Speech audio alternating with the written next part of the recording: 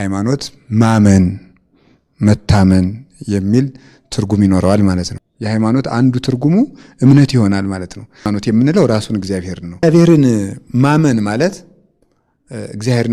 እግዚአብሔርን ማየት ነው ይላል። እግዚአብሔርን ማመን ማለት እግዚአብሔርን ማየት ነው።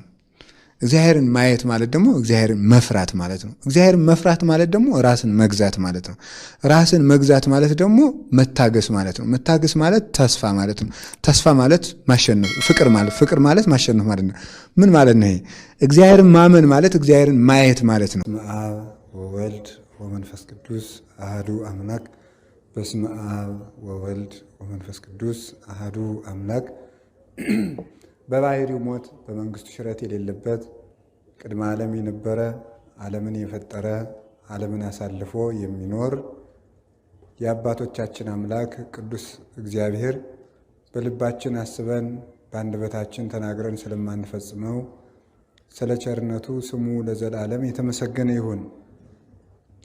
እናታችን ቅድስት ድንግል ማርያም ወላዲተ አምላክ የድነታችን መሰረት የመሰብሰባችን ምክንያት የሃይማኖታችን እመቤት ጌታችን ኢየሱስ ክርስቶስ ዓለምን ያዳነበት ቅዱስ መስቀሉ፣ ቅዱሳን መላእክት፣ ነቢያት፣ ሐዋርያት፣ ሰማዕታት፣ ደናግል፣ መነኮሳት ሁሉም ቅዱሳን እግዚአብሔር ያከበረው ስማቸው የተመሰገነ ይሁን። በረከታቸው ይድረሰን። ሃይማኖትና እምነት የሚለውን ጉዳይ አሁን በተለይ ሳያስቡት በስልጣኔ ሰበብና መጽሐፍ ቅዱስን በግል ወደ መረዳት የተሸጋገሩት ምዕራባውያን ጭምር አሁን በጣም ይቸገሩበታል።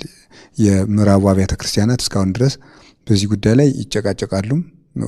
መጨረሻም አላገኙለትም ማለት ነው። ከዚያ የቀዱትን ሰዎች ሃይማኖት እና እምነት እንዲህ ነው፣ እምነት እንዲህ ነው፣ ሃይማኖት እንዲህ ነው እያሉም ያነሳሉና እንደኛ ግን ቃላዊ ፍችም አለው ወይም ደግሞ ስነ መለኮታዊ ፍቹም በቤተ ክርስቲያኑ ይተረጉምለታል ማለት ነው። በቃሉ ሃይማኖት ባልን ጊዜ ሃይመነ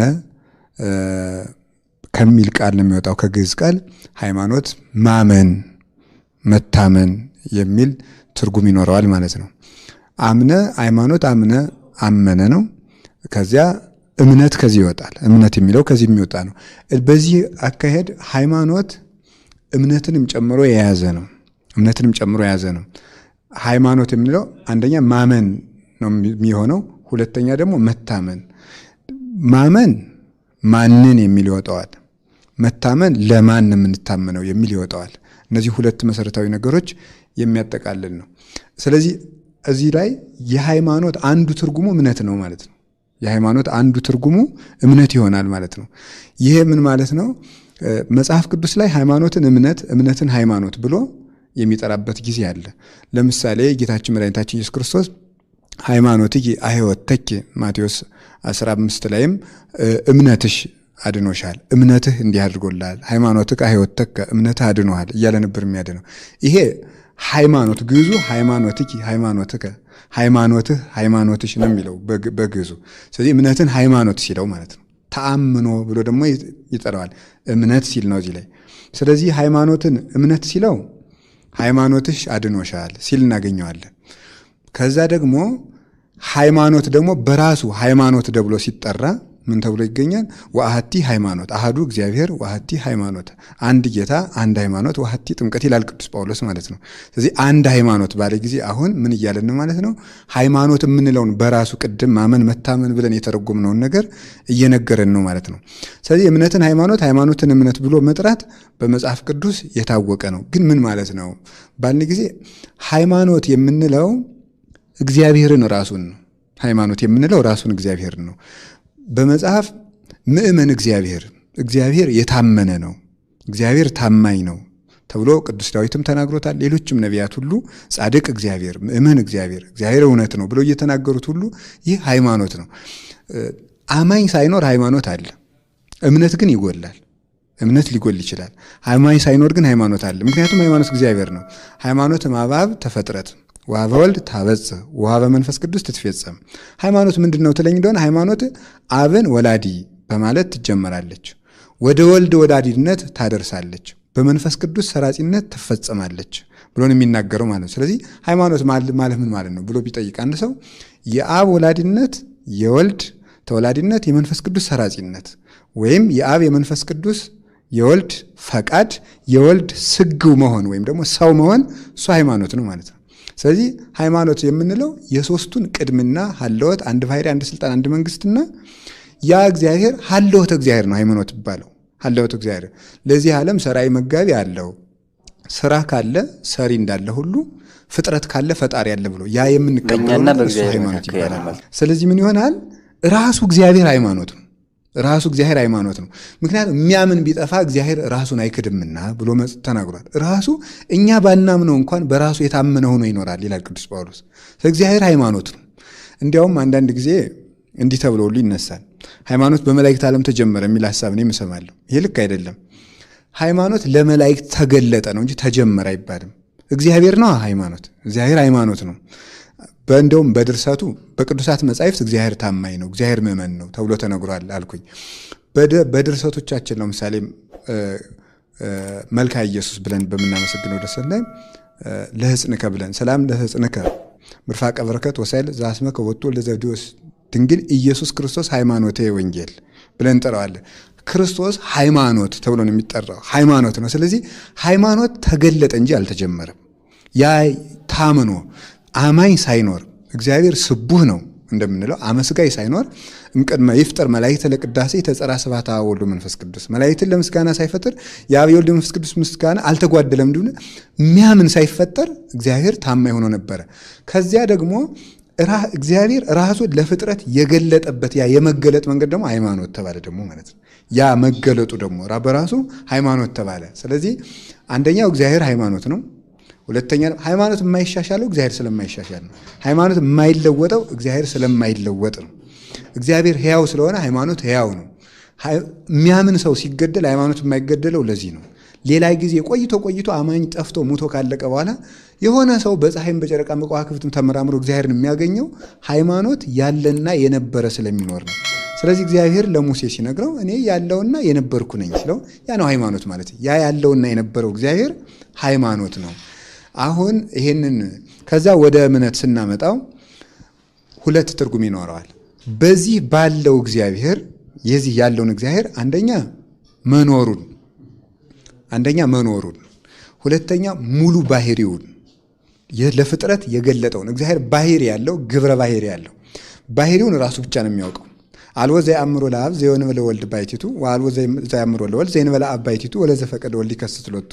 ማቴዎስ ወንጌል ምዕራፍ 11 ላይ ባለቤቱ እንደነገረን አብን የሚያውቀው ወልድ ነው፣ ወልድን የሚያውቀው አብ ነው ብሎ ተናግሯል። ባህሪውን አናውቅም፣ ግብረ ባህሪውን ግን እናውቃለን።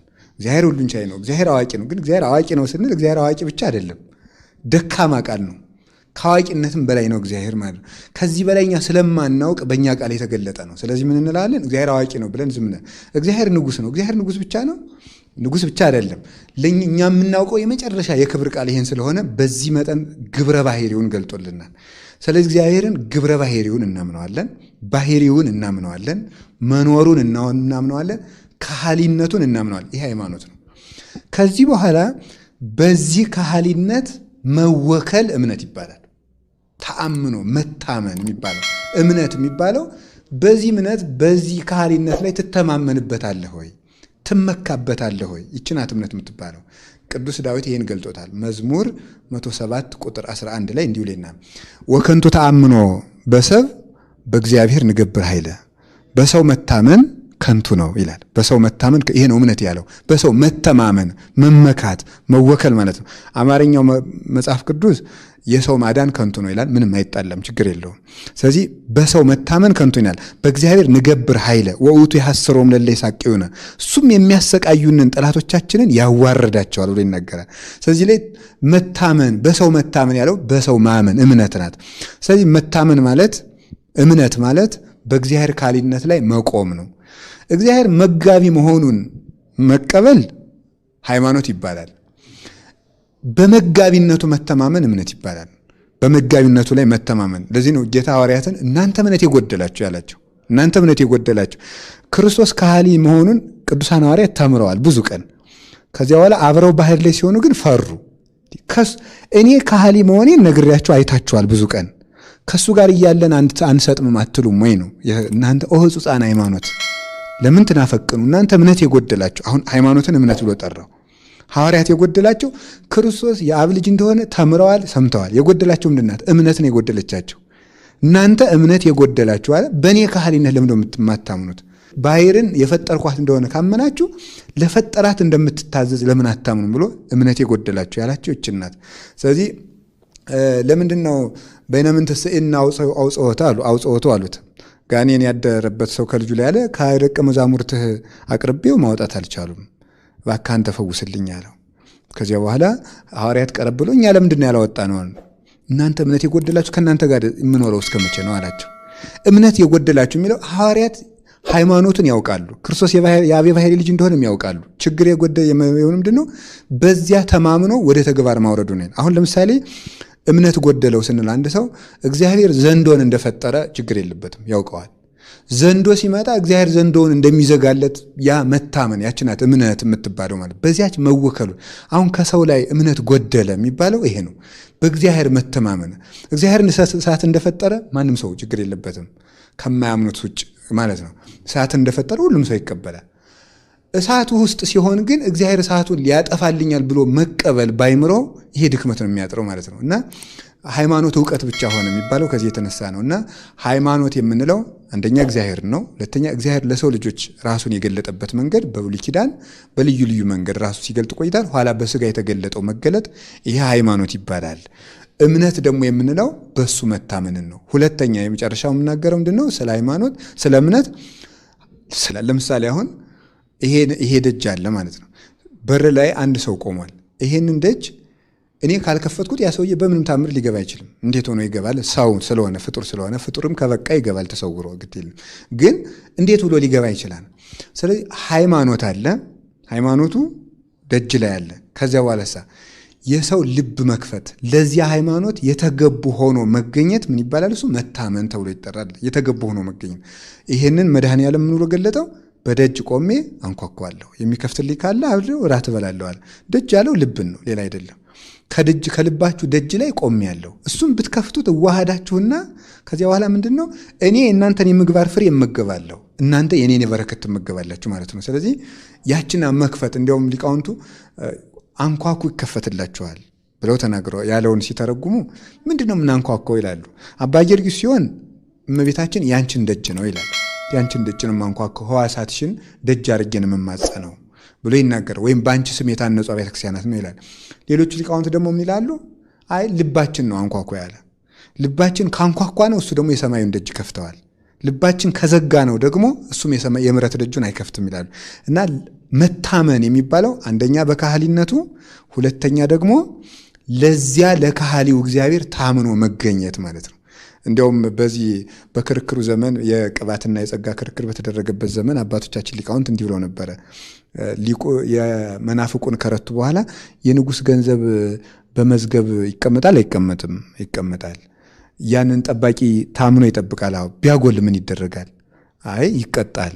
እንግዲያውስ ሥላሴ ገንዘባቸው ሃይማኖትን በመጻሕፍት መዝገብ አስቀምጠዋል። አንተ አጉድለህ ተገኝተሃልና ትቀጣልኛለህ አሉት። አልታመንክም፣ የንጉሥን ገንዘብ አጉድለሃል። በመጻሕፍት ለተቀመጠው ለሕጉ ለትእዛዙ ለዚያ እግዚአብሔር ታምኖ ፈርቶ መገኘት እሱ ምን ይባላል? ሃይማኖት። አንድ ቤተክርስቲያን አባት እንዲህ ብሎ ተናግሯል። በዚህ ሊጨርሰው እንዲህ ያል እግዚአብሔርን ማመን ማለት እግዚአብሔርን ማየት ነው ይላል። እግዚአብሔርን ማመን ማለት እግዚአብሔርን ማየት ነው።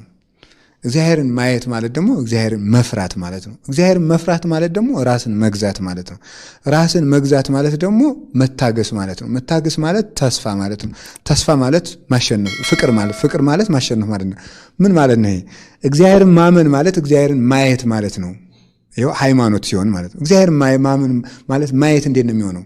ለምሳሌ አሁን አንድ ሰው ኃጢአት የሚሰራው እግዚአብሔርን ስለማያምን ነው ማለት እንችላለን። ምን ማለት ነው? አይ እግዚአብሔር አንድም ሶስትም ነው የሚለው ሃይማኖት አይደለም። የጎደለው ምንድን ነው?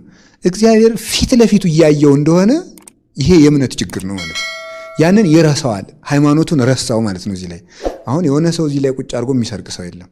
እግዚአብሔርን ፊት ለፊቱ እንዳለ ያች እምነት ጎለዋለች ማለት ነው። የምታምነው ከሆነ ታየዋለህ፣ ሁልጊዜም መከራም ውስጥ ያየዋል፣ ደስታውም። ስለዚህ ደስታውም ያለቅጥ መከራውም ያለቅጥ እንዳይሆን እግዚአብሔርን የሚያይ ሰው እምነት አለው ይባላልና መዋቅርና ሃይማኖት ነጥለው የሚታዩ ናቸው።